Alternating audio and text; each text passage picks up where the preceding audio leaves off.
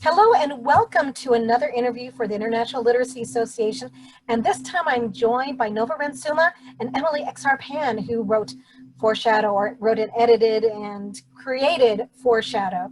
So tell us a little bit about Foreshadow. And Nova, I think you've got a copy of the book you can show off, right? I do. These just arrived yesterday. So here is Foreshadow Stories to Celebrate the Magic of Reading and Writing YA, which is a YA short story anthology and a craft book. It's a combination. It includes craft conversations that Emily and I have about these short stories. And so it's a celebration of reading and also, you know, a window into the writing of the short stories themselves. Well, thank you very much. And Yeah. a starred review. Emily. Yeah. And Emily, do you want to add any little special piece about what's in this book? Oh, I was just going to say that, you know, it started as our online project. And then for the purposes of this book, we decided to highlight our new voices. So it's these 13 incredible writers who were selected by big YA rock stars in order to be in this project. And then Nova and I had the privilege of picking our favorite elements to focus on in our craft talks. And in addition to that, we have extra back matter. We have little tidbits from our content editors who worked with us when we were creating the platform. And Nova and I also wrote an intro and an outro talking a little bit about our personal experiences with short stories and our love for the short story form. So it feels like a very special book.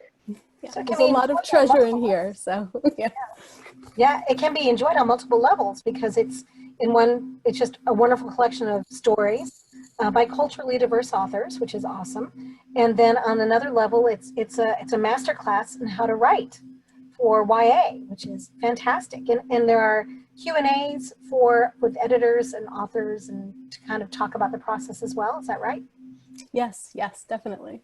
Okay. Yeah, and our authors talk about like the seed of inspiration for their stories. So I think it'll be really fun for people to read who are just readers, who are just very passionate about storytelling. It'll be fun for them to get the behind the curtain glimpse of how stories come together. And then it'll also be very fun for people who are writers themselves, who want to think more about dissecting the mechanics of putting together stories and plot and emotions and tension. Yeah, absolutely. And I just have to say the stories themselves are just so wonderful. There are so many pieces of treasure in here that we both love so much, and we are so excited to share these new voices with everyone in print. And there's an element of magic. I mean, I know that's in the title, but some of them seem to be kind of living in that speculative fiction space.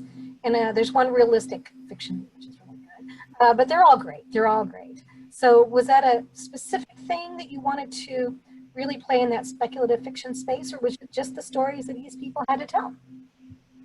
You know, the new voice stories were chosen and selected by superstar writers in YA, and you can see some of them here on this cover if you can see the names. And these were the stories that they chose and they loved. And oftentimes they, you know, sort of tread into different territory, magical territory, science fiction, horror. And then there's, you know, gritty realism and the truth in so many different ways. So it wasn't, you know, like a conscious choice, but these were the stories that you know, that spoke and sang and that people wanted to read and celebrate. Yeah, and we have a few different contemporary realistic stories. Okay. I think we did a pretty good job of treading the balance. You know, Nova and I have a very specific aesthetic in terms of what we like, and so the way that the process for our platform worked was that Nova and I had to first fall in love with the stories before we would even send them out to these big authors to be considered. So we love all of these stories, and they really embody our aesthetic, which, you know, we both tend to be drawn to the stuff that's really gritty, really weird, really emotional, really sharp, that kind of encompasses the type of fiction that we like to read. And so sometimes that gets very creepy and magical, and other times it's just devastatingly real. Wonderful. And that kind of begs the question, will there be a sequel? I mean, I know this just is now coming out. Not even out, I think it's day after tomorrow. But it sounds like you have a lot of really wonderful stories to choose from and to keep this project going for a while. Oh yeah, so the book comes out October 20th, and Okay. this is the, these are the New Voice Stories, 13 stories. If this, gets, people wanting to read more stories that we've selected and loved, the website foreshadowya.com will show so many more stories from not just New Voices, but, authors whose names that you might recognize, whose books that you've read and want to read more, so that there's quite a plethora of things to discover there in this project. But although I can't imagine continuing this beyond the wonderful, wild amount of stories that we have at this moment. What do you think, Emily? I wish we could, but Ellen, it was the type of thing that we fundraised for, and we dedicated an entire year for, because we needed to know how much money to fundraise. And so it had to be a project with, a finish line. So unfortunately, we're done with that piece of it. But, there have been a lot of projects that have sprung up following this that I think are sort of paying homage to discovering new voices, whether it's like anthologies being like, we're going to include a new voice, and amidst a roster of New York Times bestselling authors or other online literary magazine type platforms. I think there are a lot of new pieces, out there. And so I'm really excited to see how this expands, because when we started this idea, it was out of a lack in this space, that we really wanted there to be some kind of presence like this. And so I think it's sort of time for me and Nova to, hand off the reins and see what other people can come up with. And we're going to turn our attention back to our own books. Midwifery is done at this point, but or whichever analogy you want to use. But it sounds like this has been such a wonderful ground for growing these 13 new writers, and watching their careers is going to be really fun to witness over the next few years. So these are all to be watching. So I'm super excited for them. Yeah, absolutely. You're going to get a taste of some incredible voices in here, and there will be books coming from these writers. So you are getting in on the ground floor, and you're seeing, the very beginning. That is perfect. And I do want to emphasize that you've got a lot in here for teachers as well. So a masterclass in writing, and ways that reading teachers and writing teachers can use these with kids. Is there anything that you would like to just kind of bring up as we get ready to close this conversation down, and that you want to leave teachers with, so that they're inspired? I do want to say that we have writing prompts and exercises in this book.